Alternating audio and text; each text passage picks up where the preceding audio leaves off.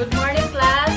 Okay. I will check your attendance na. Instead of saying, Ma'am present, I will check your attendance with heart feelings status using acronym.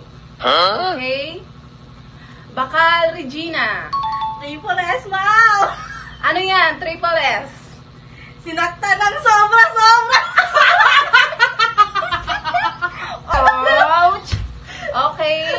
Angelica Capunis. SUP, ma'am. Ano yan? SUP. Sa una lang pinakilig. Okay. Marigold. UTI, ma'am! Ano yan? UTI. Umibig tapos iniwan! Aray ko. Oh, sakit mo na. Next. Janelle Hatulan. TPDP, ma'am. Ano yan? TPDP. Tinikman, pero di pinanindigan. Next. Vera Bahado. MPS, ma'am! Ano yan? MPS. Minahal para masaktan. Ay, saktan. Aray. Okay, present. Catherine. Ma'am, di ba may YOLO? You only live once? Sa akin naman, ma'am, YOLA. Meaning, Yula.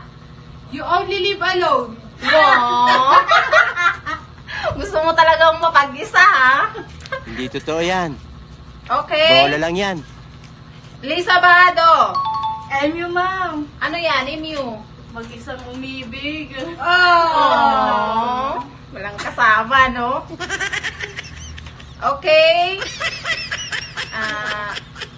Gerardo. MNK. MNK. Miss na kita. Oh. Sana all. Miss na miss. Karen Guelba. NSTWT, ma'am! Ano yan? Ang haba naman mo. Go ahead. Telos kahit walang karapatan! Sana all. Ano yun? Okay, present. Hi, guys! Thank you for watching! Please like, share, and follow! Madel Hatulan. Comment below!